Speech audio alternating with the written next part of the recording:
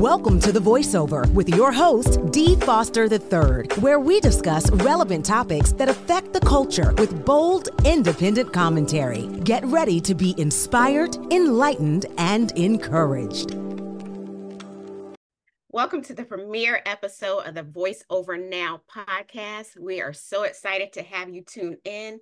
And today, our guest, some of you may know him as Bishop Darnell Johnson. Some of you may know him as D. Foster III, but he is the CEO of Wake Up Global Networks and D3 Consultants, LLC.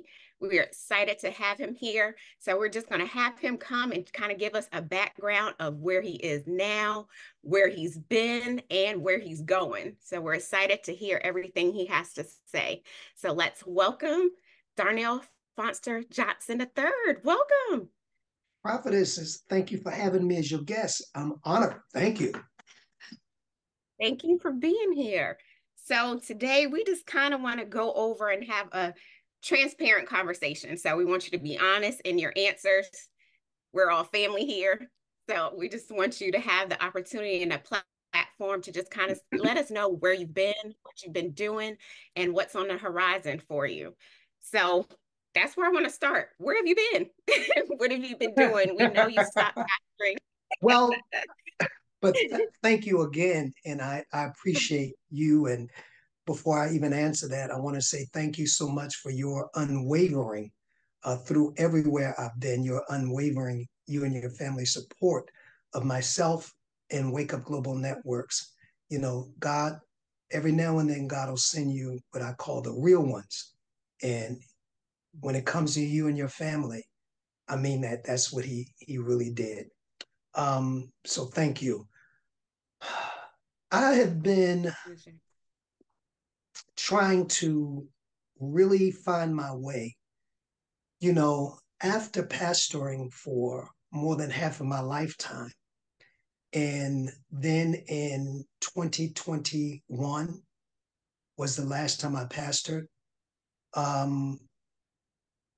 I thought the transition, though I knew and know it's God's will, that I stepped out of that role. But to be honest with you, I never configured that getting my footing would be so difficult at that time. So to answer your question, up until recent, I would say 2024, I've been just trying to find my way, find my niche, and see, even though I knew what was the next thing to do, trying to figure out how to do it. So I once was lost, but now I'm found, was blind, but now I see. So you feel like you're at a point where you now know where you want to go, the direction, you found your footing. So are you happy with where you are right now and where you're going?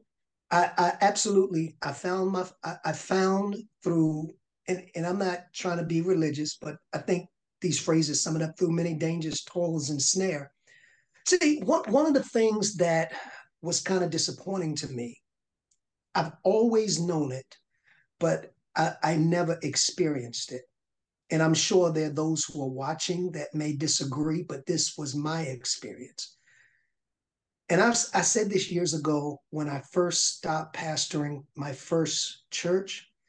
I said, one of the things that I see with the church is, unless you are a pastor, and this happened to me, there is no space for you.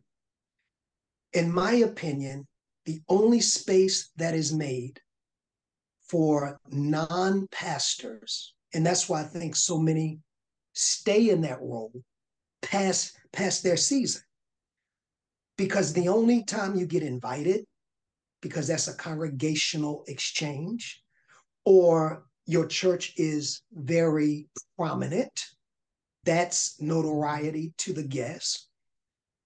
And the only other option is if you have sons or daughters who are gracious enough when you step out of that role to invite you to be a part of what they're doing. But from my personal experience, once I shut the door or said this is over, Prophetess, there was no space. The invitation. Now you asked me to be honest, right? Is that what you want? You want me to? Absolutely. Please. Yes. The invitations, the telephone Mm. calls, the not everybody, one or two, but I'm talking about based on what was occurring when I was in pastor and for more than all of my lifetime. So when you ask where was I was, maybe I should correct it. I was two places. I was trying to find my space, but I was dealing with the hurt and the disappointment Mm. that came from what I felt was the rejection from an institution that I had given, like I said, more than my life that I was born into. Now, having said that, I knew when I left my last pastorate and began and started, and you were right there, Wake Up Global Networks. I knew it would be something different than pastoring, so I already knew that. I knew that my role would be very much different than a day-to-day pastor. I accepted that. I realized that I was giving up a lot to obey God. That part I don't regret. I realized I was giving up a lot of economics to obey God because there were no longer the pastoral anniversaries, the birthdays. You sure you want me to be transparent, right? You good with? Please. I do. There, I'm there were good no with it. longer Keep it there going. were no longer the birthdays. There were no longer the anniversaries, the different Father's Days. I understood that, so I that was a cost that I counted prior to saying I believe my pastorate days are over, and I still believe it. So I'm not recanting on that. But what I didn't expect was the shift in the institution or the church or the leaders, even some of the laity that I received because I wasn't a brand name in their eyes. Mm. Because in the church, and I haven't changed my mind with this. I'm not upset. It helped form my direction. But I understood, and I do understand. And we have to change this. And that's a whole nother topic for another time. That if people are going to have the freedom to step into their calling, they have to know at some point that they will not be pushed to the side and ignored and rejected as if they never mattered.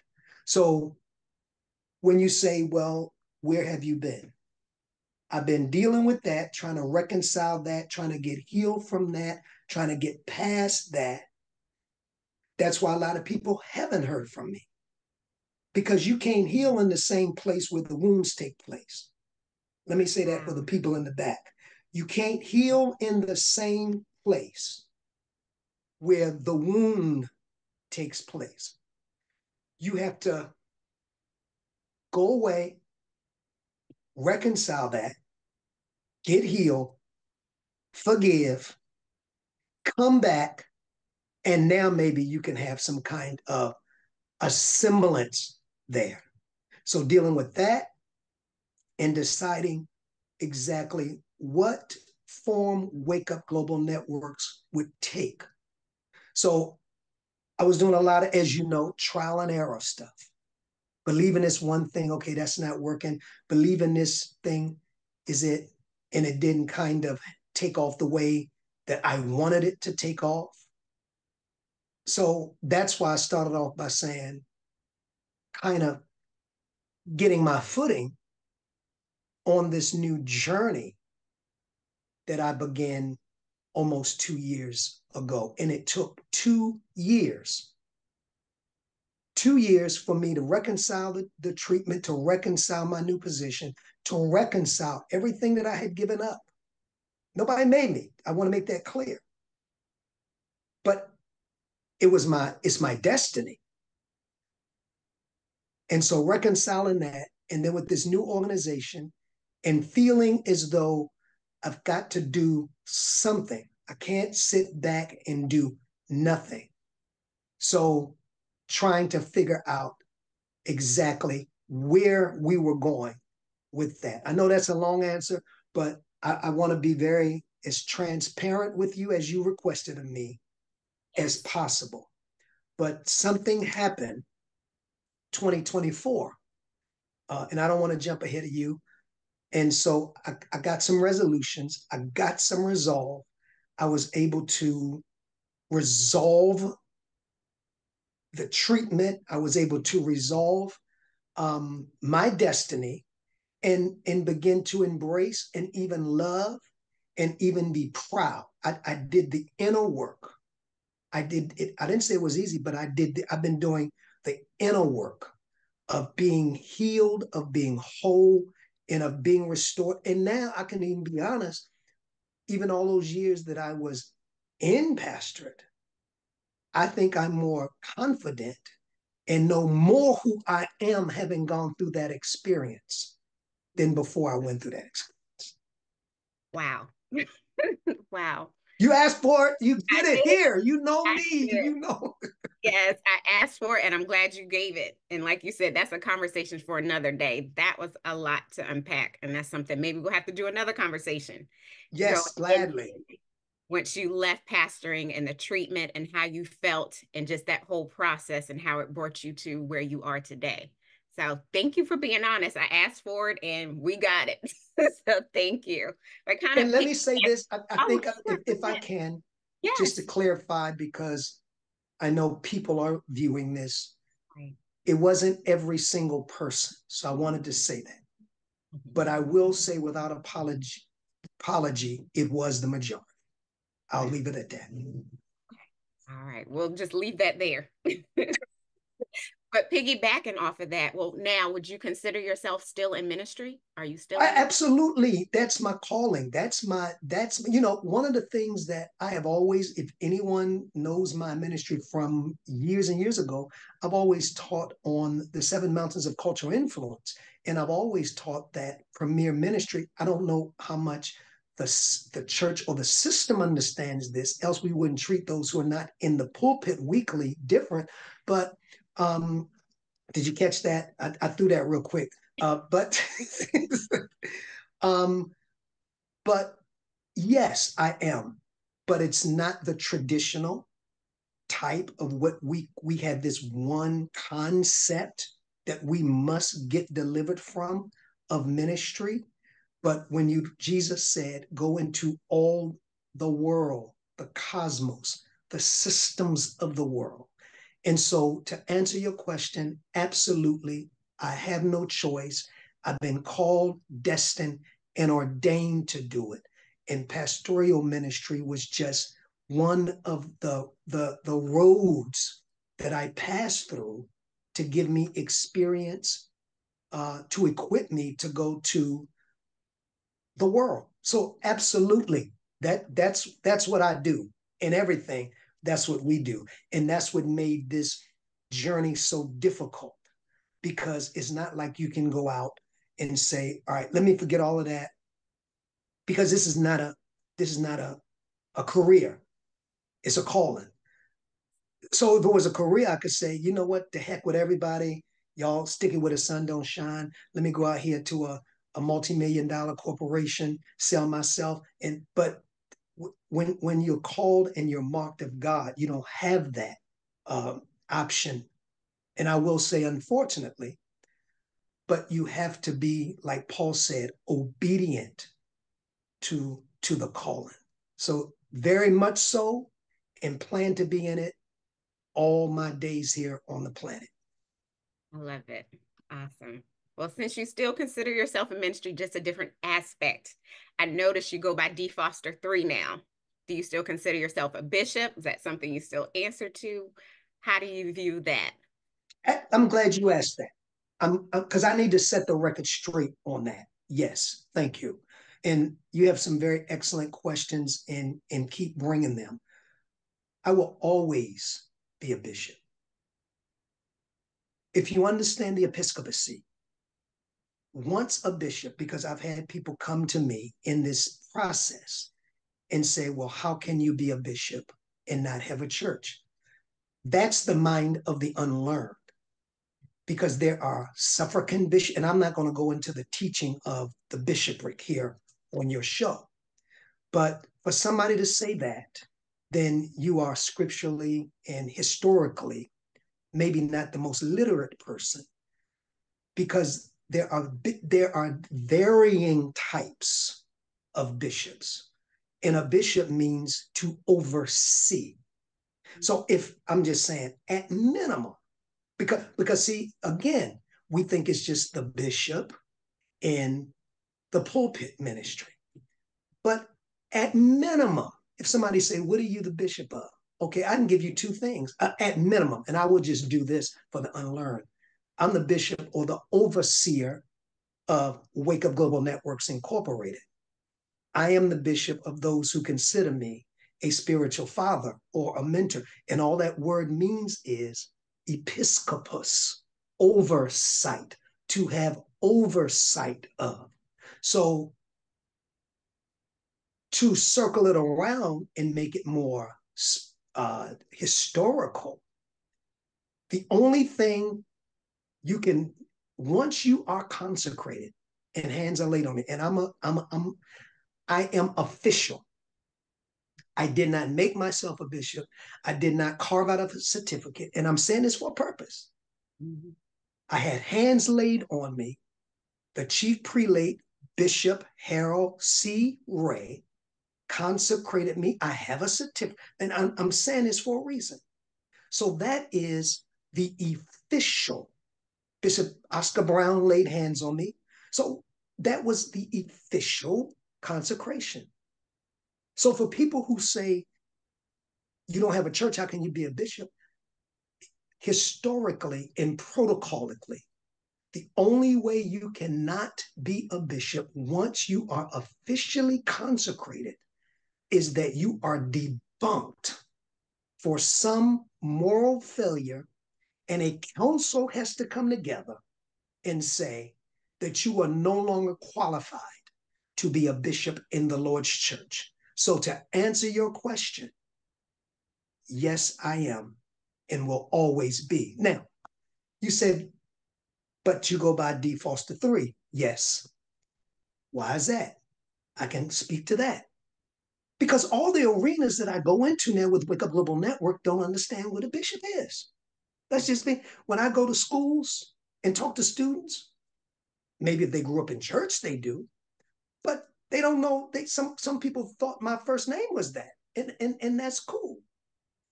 So Paul said, learn to be all things to all men. So as you said, I love your introduction. You said some of you may know him as bishop, and that's right.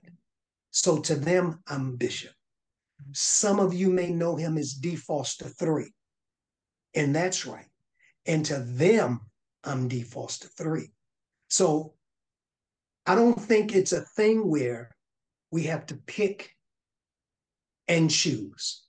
It's whatever fits. Let's do it. I love it. Excellent answer. I love that. So let's kind of shift gears. So you kind of touched on who you are going into the schools as you represent Wake Up Global Networks. So let's talk about Wake Up Global Networks. So that launched, it had great momentum, all the things that were being done in the community. It was awesome. Then last year, it kind of came to a halt. So it kind of shifted. So what happened there? You ready for this? We're ready. Okay, I just want to make sure.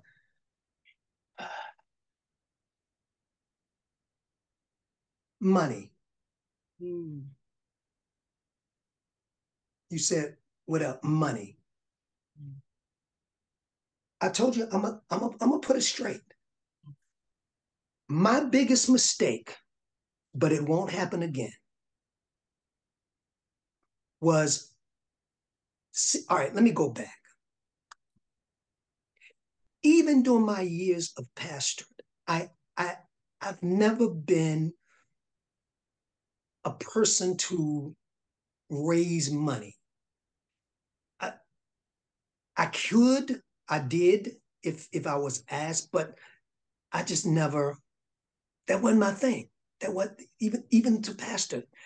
If any congregation that I've pastored, and I've pastored 3 in my lifetime, they would have to be honest if they're watching to say, when I came to you, that means it was desperate. It was a need. I did everything I knew to do. And now I need your help. That's the way I used to raise money under my pastorate. It wasn't after offering every Sunday. I didn't do it. I'm not saying it's wrong, but for me, it just was not a conviction for me.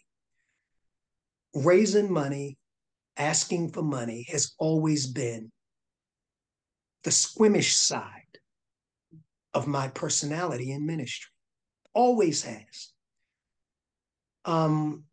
So having said that, I didn't have to raise money often because every congregation is taught to give. So there's an automatic giving when you meet, whether it's Bible study during the week, whether it's Sunday morning worship, unless you just, you know, have a need, or unless you just money hungry. The average pastor doesn't really have to raise an offering every Sunday. They may have to remind people to give, but especially if you're in the Black church, you're going to give, right? So I want you to keep that in mind. So that squeamishness in me carried over to Wake Up Global Networks. Mm. But the difference is I didn't have a abiding congregation that would fill in my lack of talking about finances. Right. So because I never made, even with our partners, and there are some partners, if you're looking, and I know you are, who you never missed a month, I want to say thank you. It's because of you that we could hold on and maintain as long as we did. But there were other partners who felt like, and again, this is where we're going to have to make some changes. If you're not a church, I don't have to give to you. But wait a minute, aren't you still receiving? Aren't you still receiving? I didn't know we give to institutions only. I thought we like a restaurant. I pay where I'm fed. So if I'm being fed, whether it's an institution or no pun intended in this, or a food truck in front of the Wax Museum in Washington, or it's out back in a building established, wherever I'm fed, I pay. Wake Up Global Networks didn't hit that spot because I lacked vision. And I think you know that of anybody.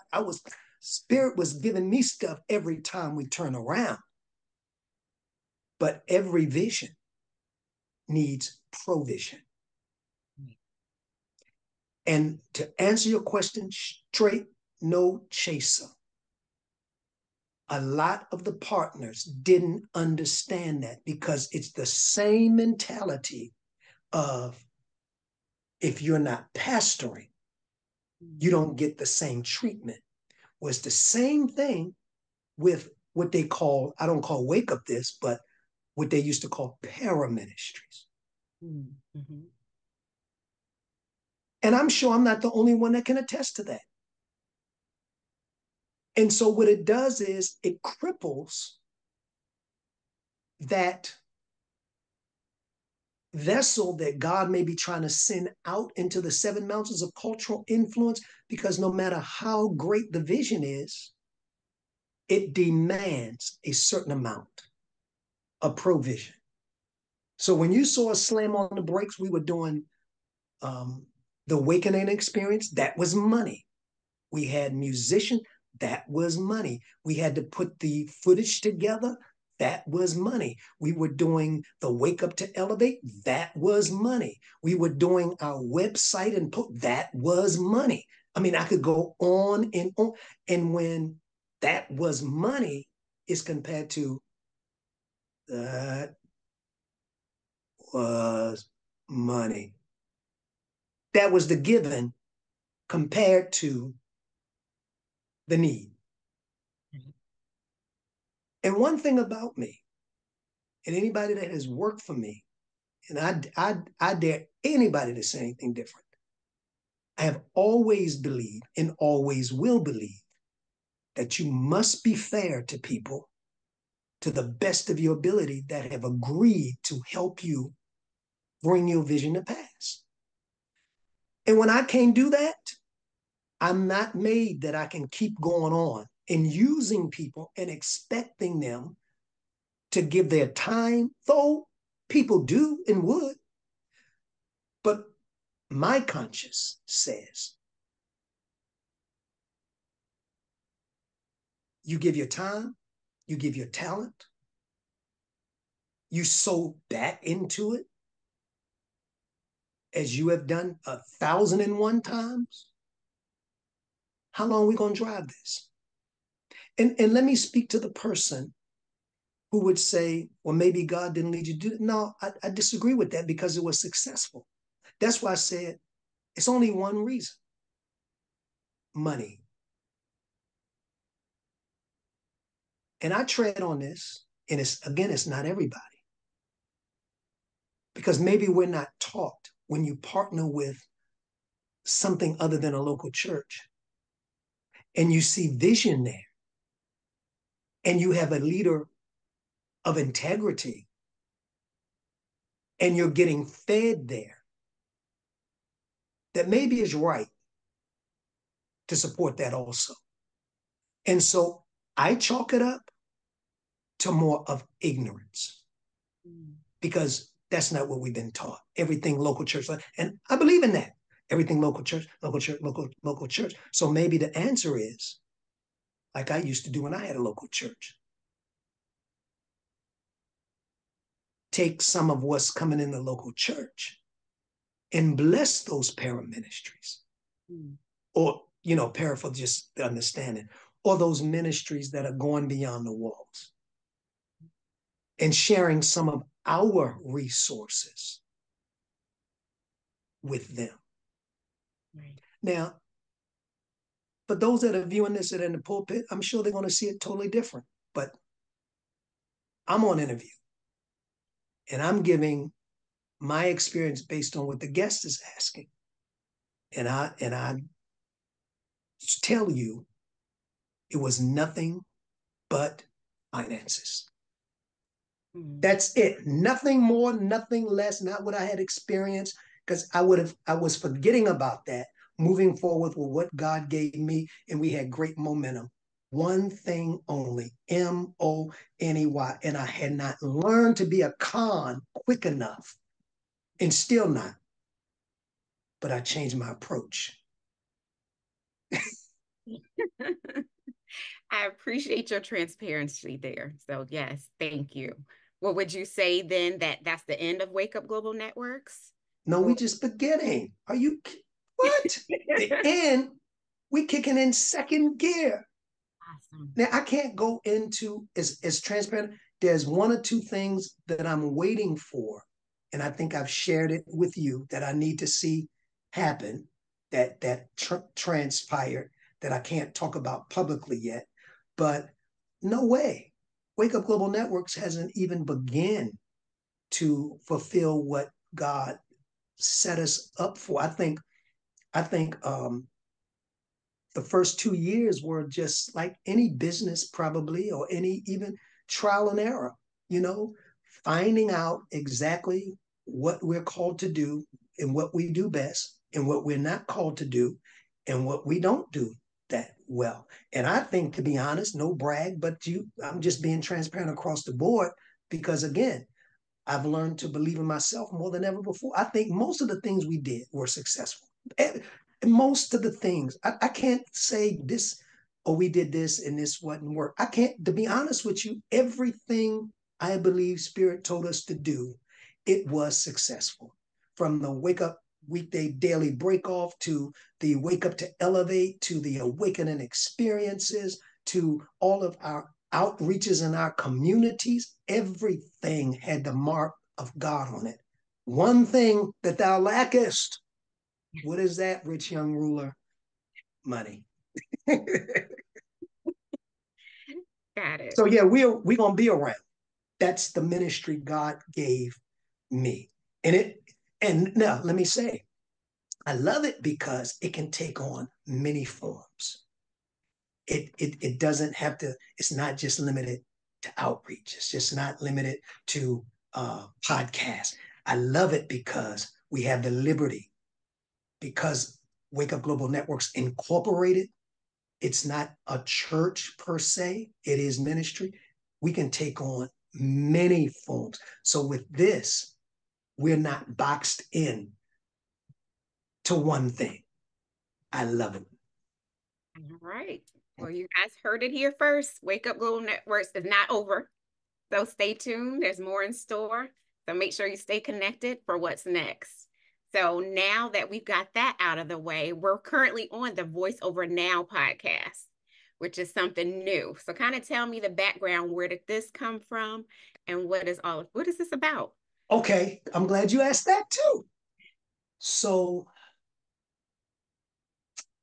first of all, I want to shout out to the owner and the operator, the CEO of WPB Media Networks, who hosts the Voice Over Now podcast, Minister April J.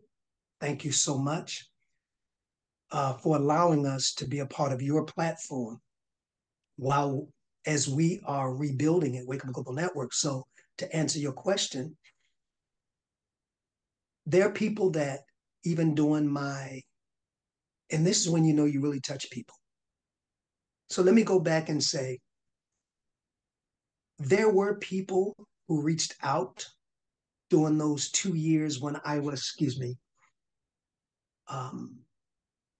trying to recover from what I felt was the rejection of the church and having given my life to pastoring people. There were, as I said, one or two who would reach out. April J was one. And periodically during this time period, she would just text or call, didn't want any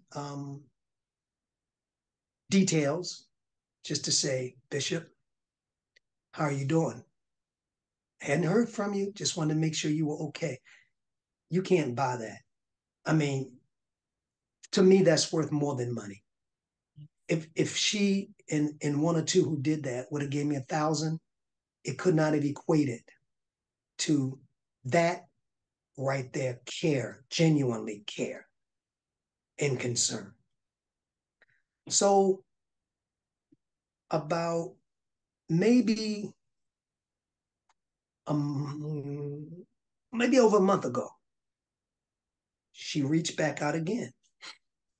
She said, and we had been talking for the last maybe 2 years, because to give you some history, I was on her and her husband, Frank's, her former husband, but husband at that time, Frank Johnson, they owned a radio station, one of the first people that I knew who had internet radio. This was like 5 or 6 years ago.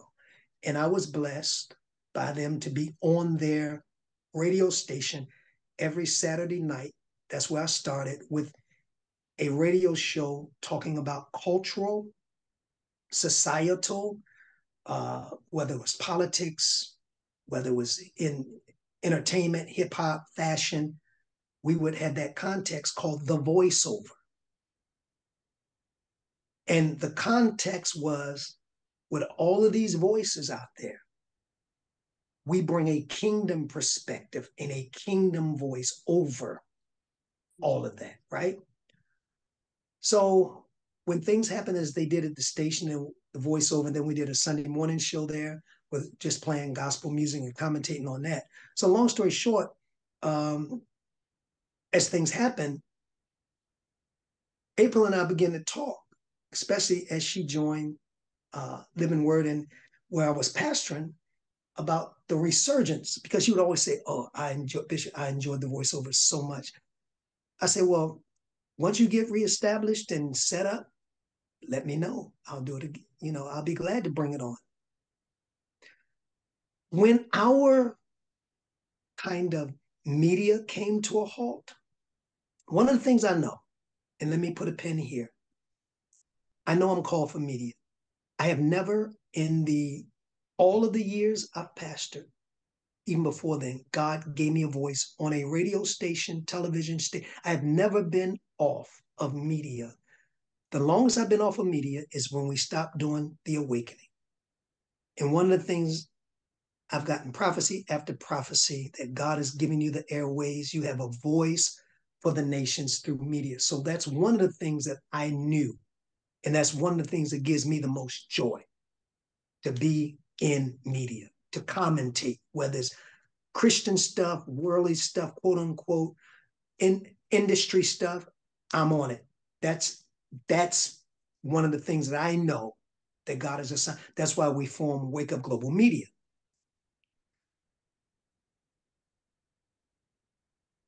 So there was a void in me, because whenever you don't do what you're called to do, there's no way to be totally, totally happy and content. And while everything else for Wake Up was coming together, I knew that the media piece was what I was missing. Not to be famous, not to be known, not to be having my voice, not just so I can stay in the limelight. That's what some people do it for. That wasn't it. It was a calling. There were too many issues happening. And I don't mean to be, I'm not trying to be arrogant here. I'm trying to be honest, that I felt were missing my voice in the discussion of those issues and bringing resolutions to those issues. So I remember the last time April J reached out to me, and we've always had a very distant but close relationship, because when I met her, she was not a part of the church I pastored, but she still allowed me to pastor her without her being a part of the church before she connected to the church. So we've always had a distant, not any, but we knew we were there. She knew I was there for her as bishop. And then the tables turned. She became there for me. So she called me. I'm still answering your question. She called me about a month ago with a regular bishop. Didn't want nothing. Just calling to check on you, seeing how you're doing. And in that kind of conversation, I got a little more transparent. I said, well, this is what I've been going through, shared some of the stuff I'm sharing with you. And then she said, well, I'm here for you. If I can ever do anything, I'm here. And that time only, I said, yes, it is something you can do for me. I need to be back in media. Yes. I said, I need you to help me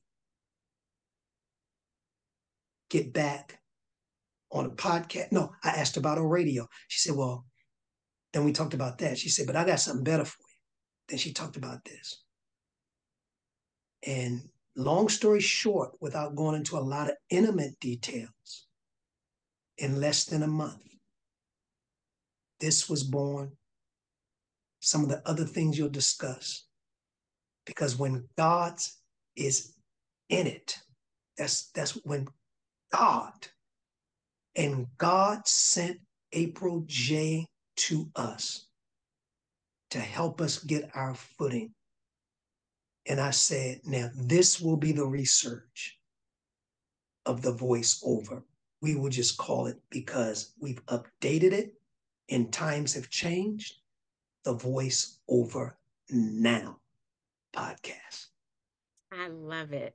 Well, what is some of your, I guess, your vision? Where do you see yourself going with the voiceover now? Like what type of guests? What do you hope to Oh, now see, the voiceover now is going to follow the trend that the voiceover then do? had. This is going to be now. This seems like a real spiritual topic here today because I think it is because it's talking about me. But this won't be the tone of the voiceover. Um, we're going to talk about a lot of things that's going on in the culture. There's a lot of shakeup in the entertainment industry now with a lot of big producers are being exposed. That's going to be one of my shows coming up in the next few weeks. We're going to talk about the issue with the of Fani Willis case. There's a lot of discrepancies that are coming up in that.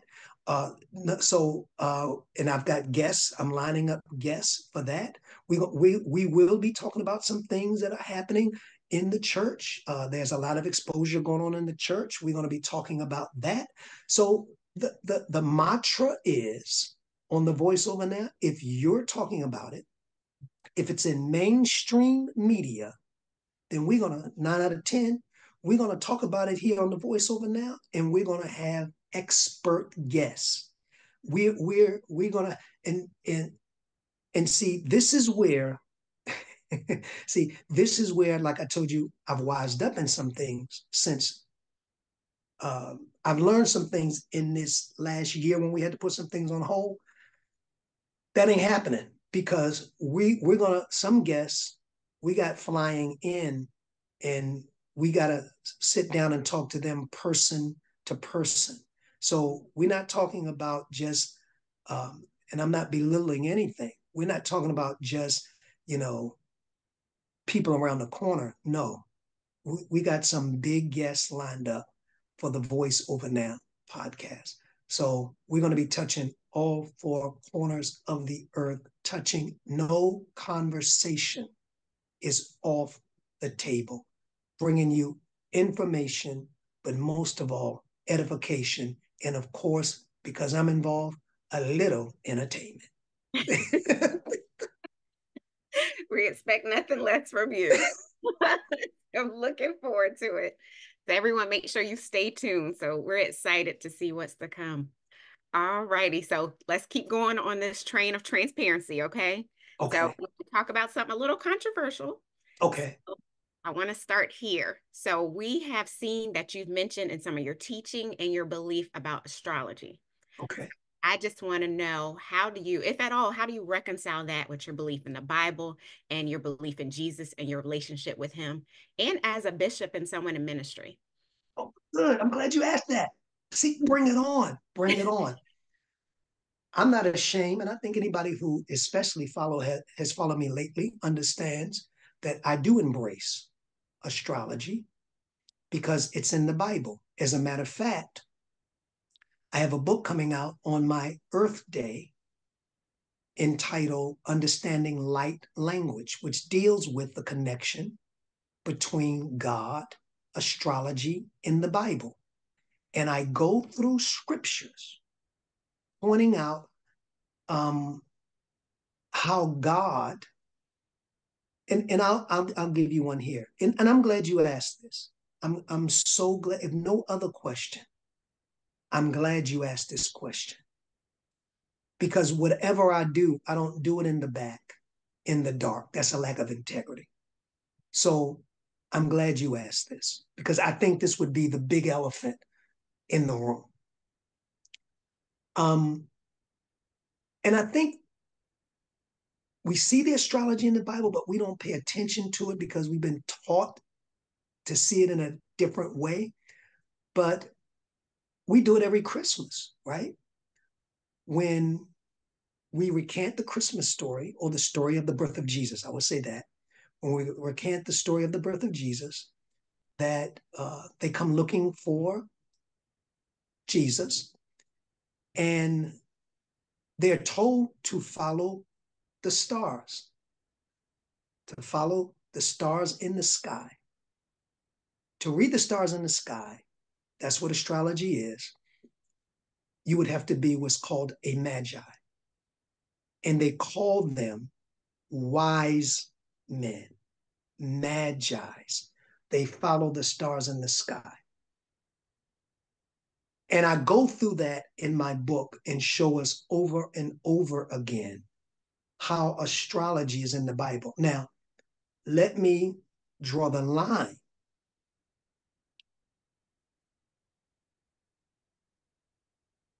What we cannot do as believers, and I do believe in Jesus. Let me set that out there.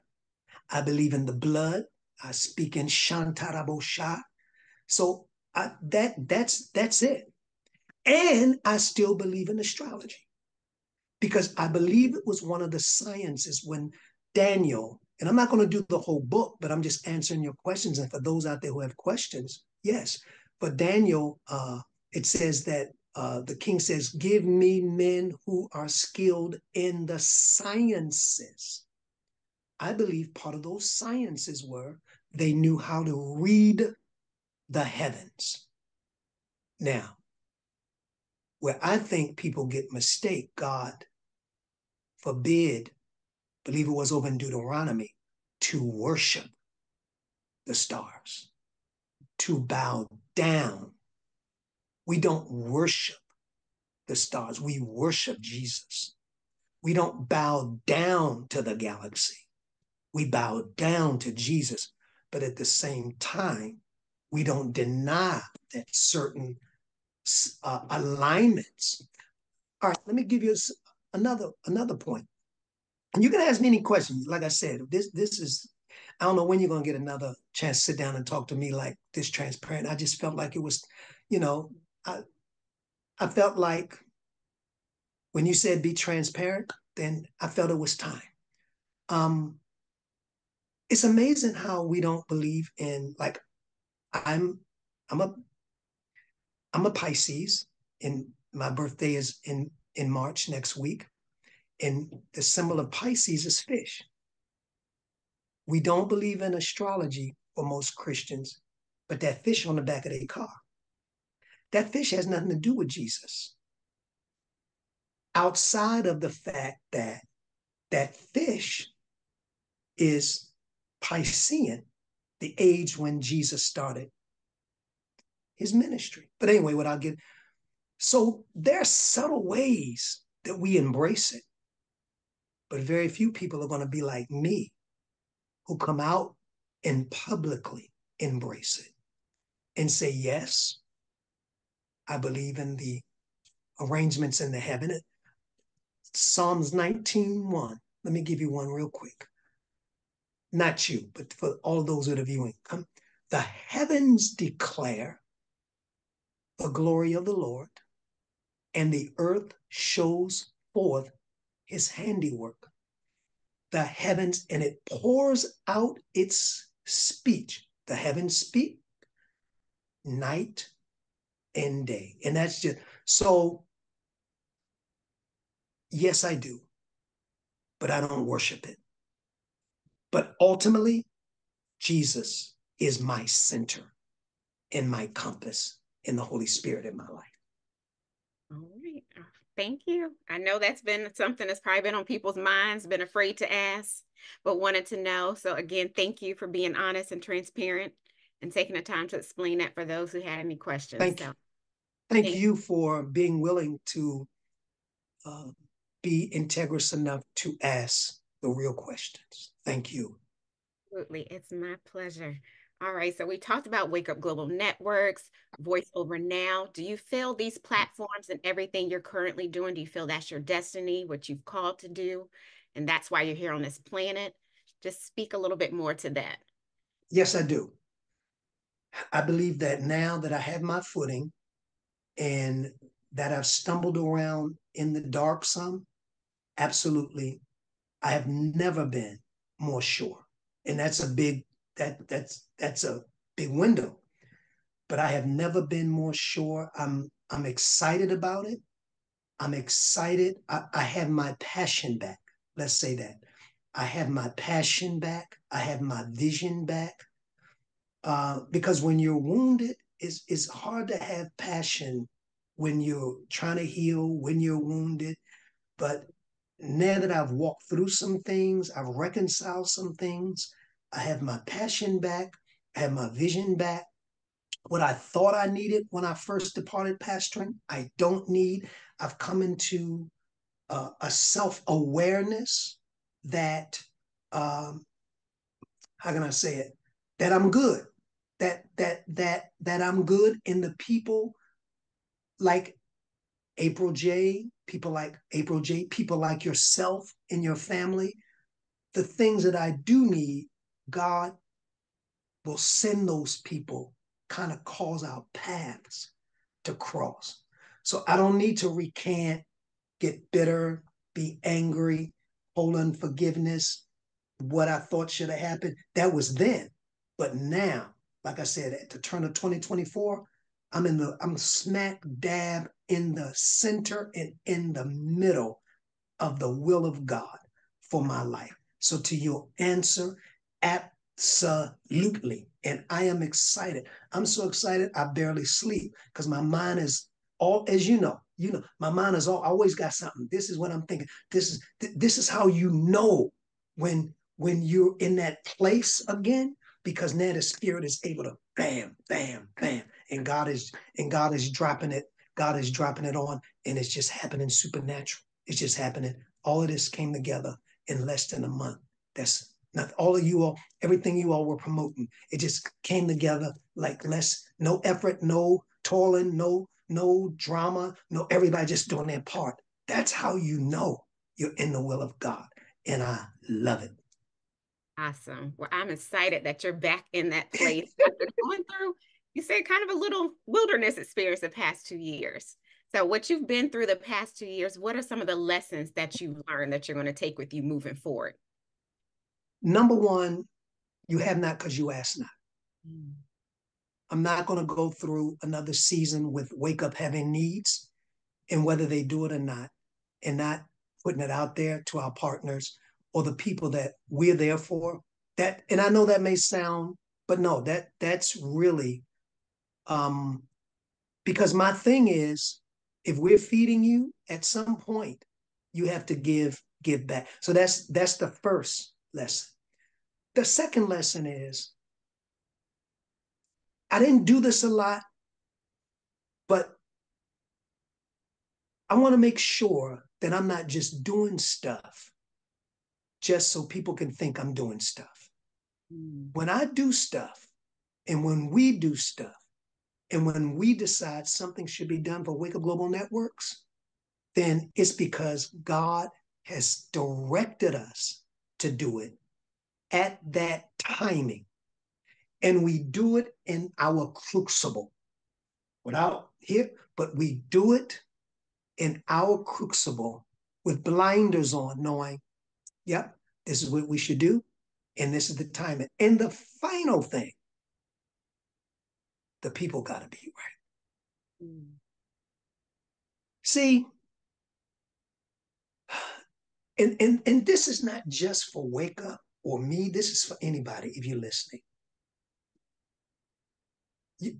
When you're really doing vision work, it's going to be a lot of people who want to come along and volunteer and help, especially if they see you're going somewhere. Caution.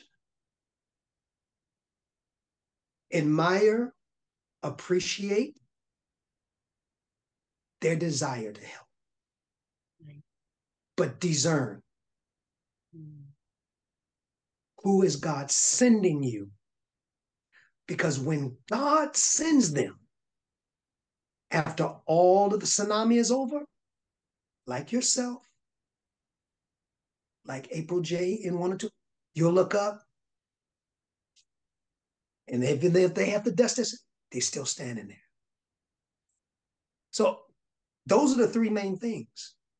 I appreciate people wanting to help. I appreciate people wanting to volunteer. That's just the nature of people. They see some people. Always said people get on a moving train. People don't get on the train that's standing still, that's parked at the station. But more than ever, and I found out it don't take a lot of people, just take the right people. You know this. We ain't got no room full of stuff or people, but stuff get done. You would know it because when the right people come, everything falls into place. But if you say, what's your number one? No, you have not because you ask not. That's the bottom line I learned. Salvation is free, but quality ministry costs. And I think we put some of the best quality out there with Wake Up Global Network, with all we do, all of our productions, all of our outreaches. We don't do all of our Wake Up to Elevate, everything. We do first class. Only thing free is salvation. After that, you got to pull out debit card, credit card, or some cash, or we don't take crypto yet. And I'm not saying that as we're going to become money hungry. So I don't want anybody to hear that. But I didn't ask and I didn't receive. I'm not going to beg, but I will ask. Good lesson. Very good. Well, do you have any regrets over anything the past 2 years? And is there anything you would have done differently? Do I have any regrets? I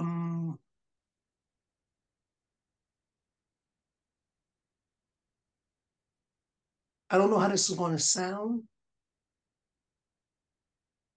but no, because it was all a learning experience. I mean, and I'm just trying to be honest and not be false humility, because if I had some, I would acknowledge it. I mean, I've put everything else out here on this podcast. I think we did everything that God told us to do. We were wise with what came in as we could be. And I don't have any regrets. I think that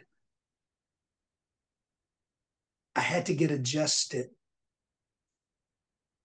More than anything, I had to get adjusted not having a congregation to pull the slack. I didn't know what that felt like because I've always had a congregation that I could depend on, if this is making sense, to bring up the rear, to be the financial resources. The congregation was, let's be honest, why you get invited to certain churches, because you're going to bring a congregation. So I had to get adjusted to, or not adjusted, it had to become, I had to become consciously aware of the fact that other than yourself and whomever, and I'm talking about from a day-to-day position, there was no, and so what a congregation used to be to me, in that role, I had to do it. I had to generate all of the money. I had to send out and write, for the most part, the letter if we needed something. There was no assistant. There was no, so if and I want to say this carefully. So if it didn't first originate in me, it didn't happen. Now that may sound like that ain't no big deal, but it was.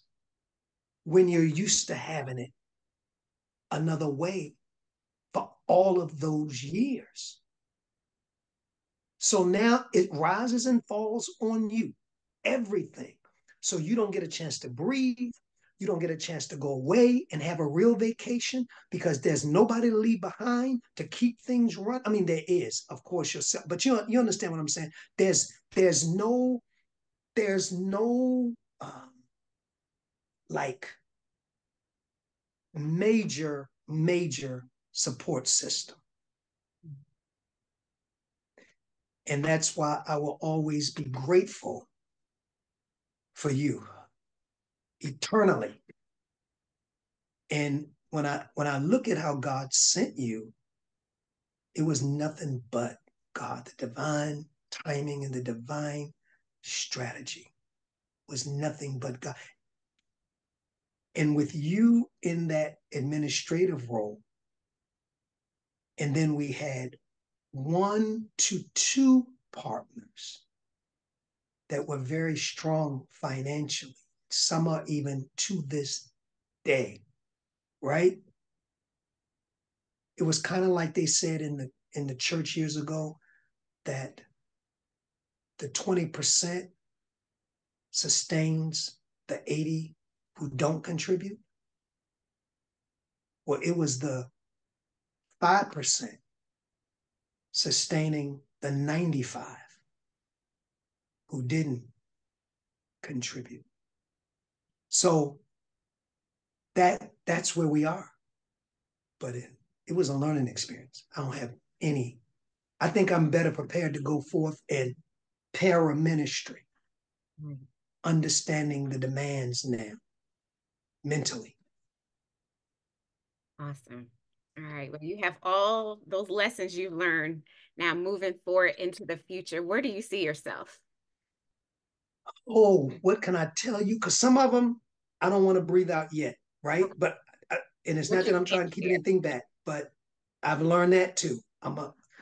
But we're still going to be, once we get this, like, if I can say this thing in the socket, this knee in the totally, we still have to go back and be a channel of blessing to people who have aspirations and be their arm of support. I just want us, as we move from a limp to a walk to then a run, I want to position other people. That's always been my goal, always been my vision. To position other people's, that their dreams will come to pass, and to be a vital community resource that the community can depend upon us. Very little of it is for me. I mean, I want to do media, right? But I want to write my books. But other than that, I want to be there for the generations that are coming up. That has not changed. That will not. That's why I stepped out of pastoring half my life, so that I would have the resources, the time, the availability to help those get their footing in whatever and it doesn't have to necessarily be ministry as we know it, business, education, finance, whatever, to be a resource. So my future is we get this thing totally on track and it's happening fast, then reconnecting to people to say, hey, what's your vision? Where can we help you? Where can we assist you? What does your neighborhood need? Okay. I have the resources now through Wake Up Global Networks that we can hitch our wagon to your wagon. There were so many people that called me when we were out of that flow, that inner city had needs. I was like, unfortunately, at this time we're not, but it won't always be like this. But that disappointed me in me more than anything, because my thing is, when there's a need, part of our vision is to be there to assist. So that hasn't changed. We started this saying we wanted to be a vessel, a platform to fulfill others' visions, and that we stick to, and that shall come to pass. All right. Amen. Well, thank you. And to me, you're Bishop. So thank you, Bishop, for taking the time out today and just giving us a chance to talk about everything and your transparency about everything.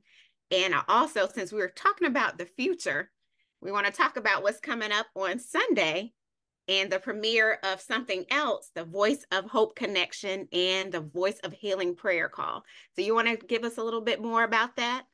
Well, I can. I mean, so again, this was a vision that came out of, because I am still in ministry, that'll never change. just wanting to encourage people, especially what I've been through. So every Sunday morning at 7 o'clock, and I know it's early, but you can get the replay, and some people are up, just kind of giving you a 5 or 10 minute word that will propel you through all of the challenges.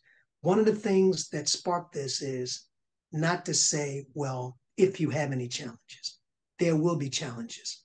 Jesus said, in this world, there will be tribulation. So to be forewarned is to be forearmed.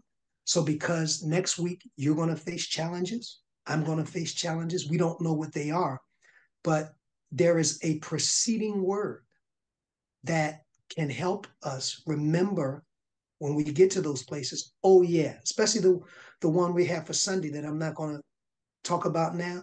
But when you get to that place, this word you will get Sunday will remind you, oh yeah, that voice of hope. Even that name is strategic, voice of hope. Nothing is hopeless. I have hope. There's a voice that gives me hope. And then after that, the Lord led me to develop a community, no denomination, not even necessarily a religious affiliation, but whosoever, because we all have needs. We all are human. So it'll be a 15-minute community prayer call. People from all different backgrounds. You don't have to say anything. You can certainly, and I don't want to take you're the host, but you'll tell people how they can flow in that. And we'll just be given certain prayers, affirmations. If they're prayer requests, we'll certainly lift those. If they want their name, we'll lift that. And it's kind of just bringing us together. In the words of James, I think it is, pray one for another. Just, we may not pray the same way, we may not, but at least you may not pray in tongues. That's fine. Come on. You may be a Catholic. That's fine. Come on. You may be a Muslim. That's fine. Come on.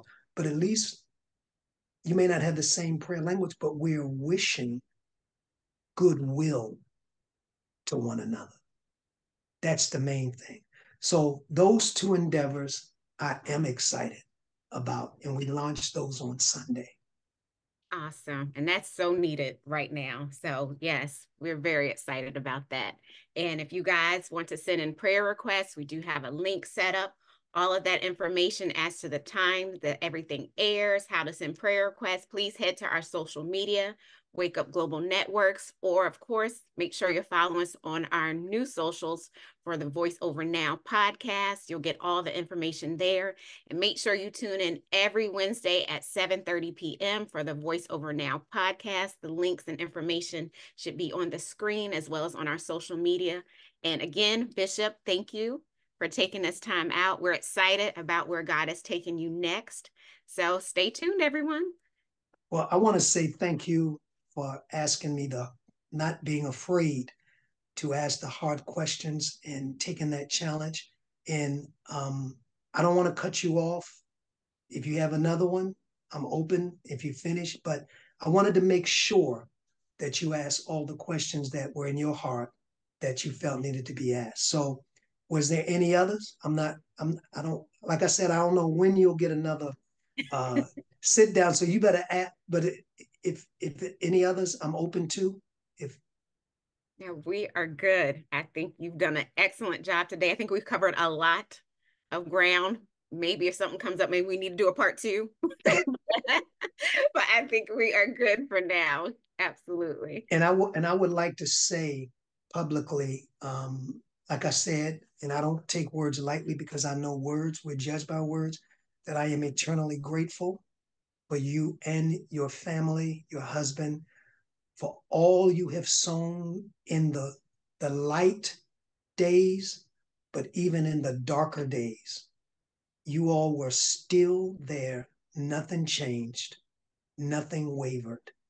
And for that, you couldn't give me $100,000 to replace.